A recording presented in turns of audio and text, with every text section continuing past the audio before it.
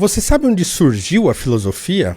Certamente na sua cabeça veio rápido a palavra Grécia. Mas saiba que nos últimos anos, mais propriamente nas últimas décadas, na década de 1950, cada vez mais esse consenso vem sendo discutido. E há já quem diga que a filosofia não surgiu entre os gregos, mas no continente africano. Mas será que é isso mesmo? Será que pensadores africanos de séculos antes dos gregos podem ser considerados filósofos? Será que os gregos são os criadores da filosofia? O que diferencia uma coisa da outra? É isso que nós veremos nesse vídeo.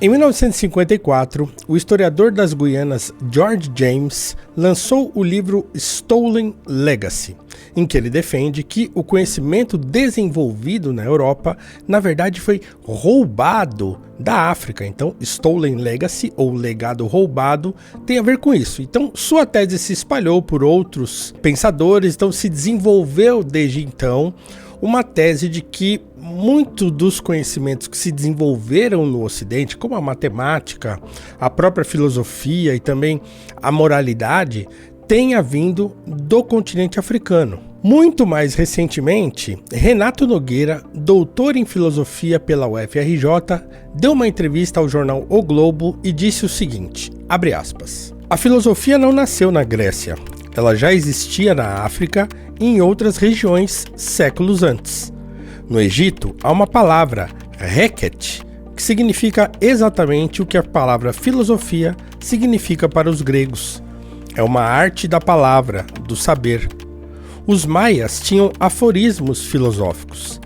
Há diferentes estilos de fazer filosofia, mas há uma disputa política para que só uma voz filosófica fique conhecida. Essa voz é a do Ocidente. Renato Nogueira, entrevista para o Globo, 23 de dezembro de 2015. Fecha aspas. Pois bem, Ptahotep foi um alto funcionário da quinta dinastia do Egito Antigo que viveu aproximadamente no século 25 a.C.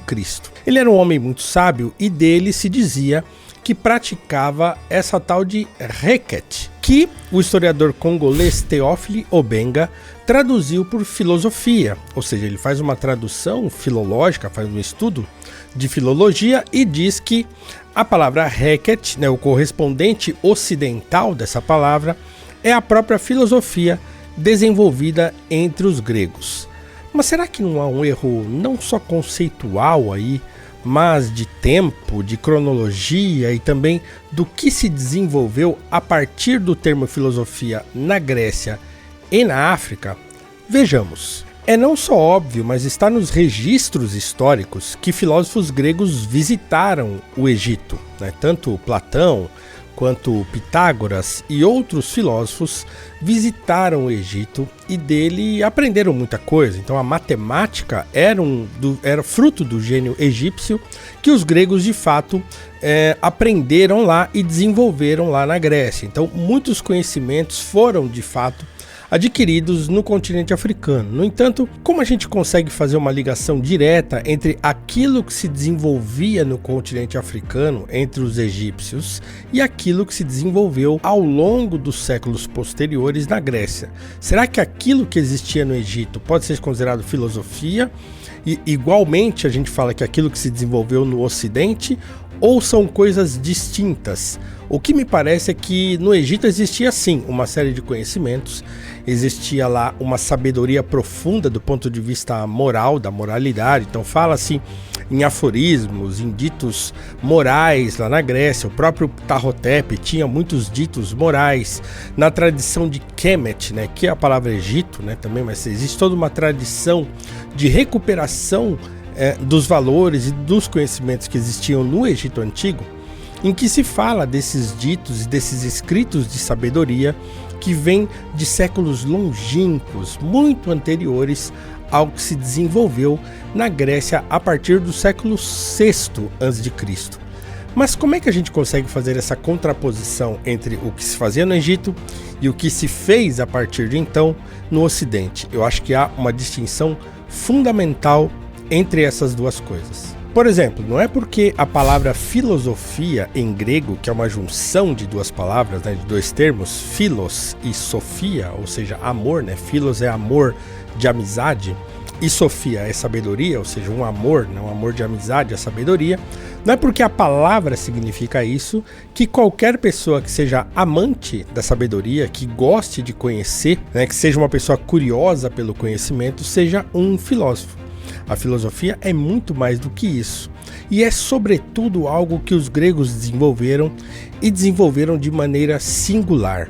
É o quê? É fazer o pensamento voltar-se a si próprio, é pensar sobre o ato de pensar e também pensar sobre as origens de modo original, desligado das tradições religiosas. Então, o que os primeiros filósofos gregos fizeram, né, os chamados pré-socráticos, com Tales de Mileto, Anaximandro, Anaxímenes, Parmênides, com Heráclito, foi justamente tentar encontrar a origem de todas as coisas da humanidade, do universo, por meio da ciência. Claro, eu estou dizendo ciência aqui no sentido bastante lato, né, expandido, né, e não na ciência como a gente entende hoje. Mas eles queriam encontrar o surgimento das coisas, a origem, o fundamento de todas as coisas, sem usar o recurso dos mitos, sem usar o recurso da religião. Então eles tentam encontrar isso, é claro que ainda muito intrincados no pensamento mítico,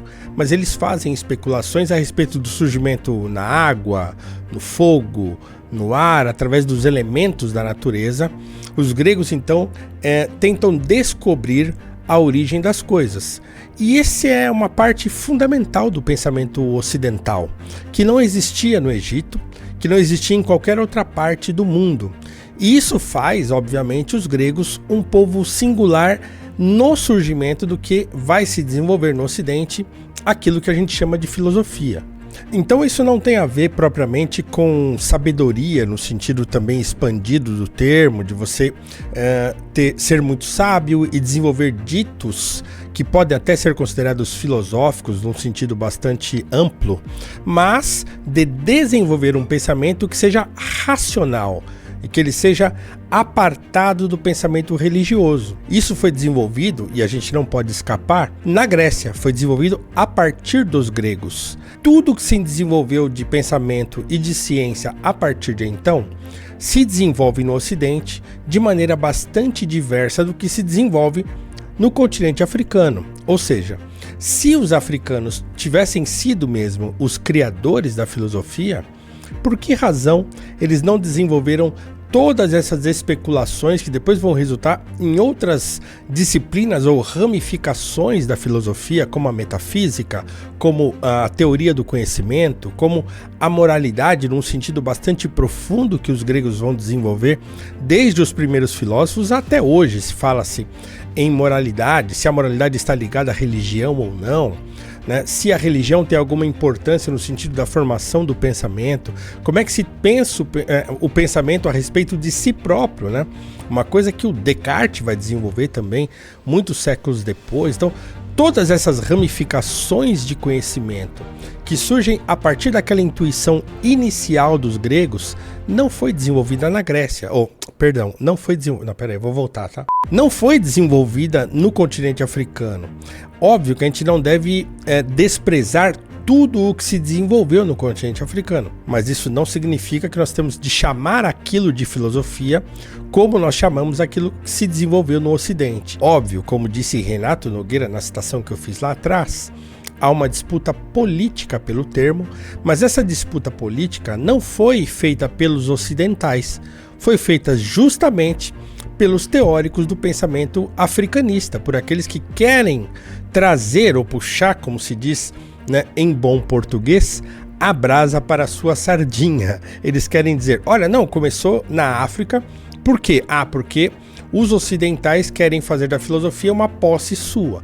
Então eles entram na disputa a respeito do surgimento da filosofia só por questões políticas e não propriamente por uma questão de construção de conhecimento ou de pensamento ou mesmo da origem de todos esses estudos. A esse respeito, eu fico com uma citação de um dos maiores conhecedores de filosofia antiga, que é o historiador e filósofo Giovanni Reale.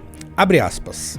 Os gregos foram criadores, ou seja, que deram à civilização algo que ela não tinha e que, como veremos, revelar-se-á de alcance revolucionário tal que mudará o rosto da própria civilização. Por isso, se a superioridade dos gregos com relação aos povos orientais em outros âmbitos é, para dizer com uma imagem simplificadora, de natureza meramente quantitativa, no que se refere à filosofia, a sua superioridade é de natureza qualitativa. E quem não tenha bem presente isso não conseguirá compreender por que a civilização de todo o Ocidente tomou, sob o impulso dos gregos, uma direção completamente diferente dos rumos da civilização do Oriente.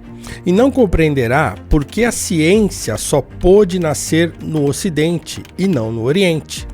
Ademais, não compreenderá por que os orientais, quando quiseram beneficiar-se da ciência ocidental e dos seus resultados, tiveram de apropriar-se, em larga medida, também das categorias, ou pelo menos de algumas categorias essenciais da lógica ocidental.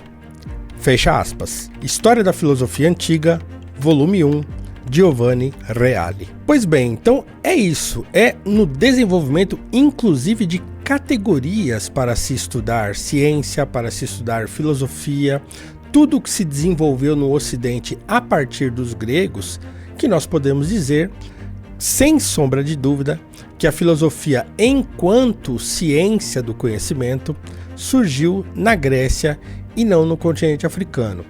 Mas há também sobre isso uma série de fetichizações, de maneiras de tentar discutir esse assunto politicamente, que não faziam qualquer sentido na antiguidade.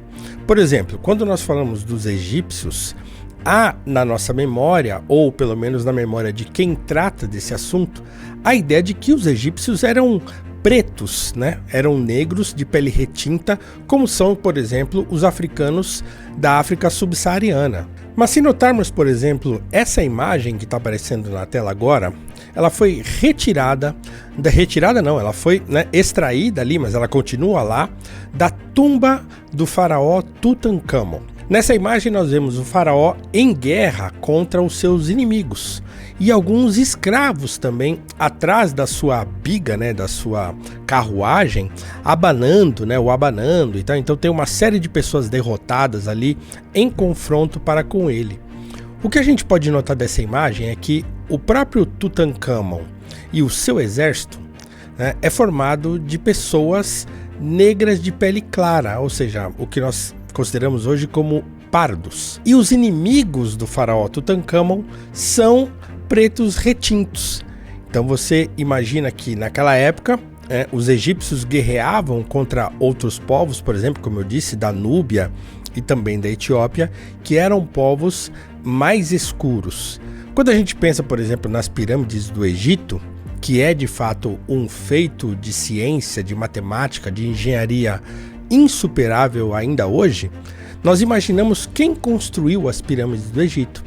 Provavelmente foi projetada por algum sábio da época, mas ela foi concretizada por escravos, provavelmente escravos retintos, vindos desses povos que guerreavam contra os egípcios e que também eventualmente ganhavam ou perdiam essas batalhas. Mas eu estou dizendo isso justamente para falar que essa fetichização que existe a respeito da África, a respeito dos povos que nela habitam, como se nós pudéssemos reunir toda a África num pensamento único, num propósito único, numa ciência única, ou mesmo extrair de lá um imaginário de negritude unificado no continente africano, do qual a gente possa se apropriar aqui no Ocidente, não faz nenhum sentido. A África é um continente imenso, com culturas imensas, com abordagens imensas, com milhares de dialetos, com centenas de povos diferentes que pensam diferente e que desde o princípio dos tempos têm interesses diferentes. Então, quando a gente fala em África aqui no Brasil,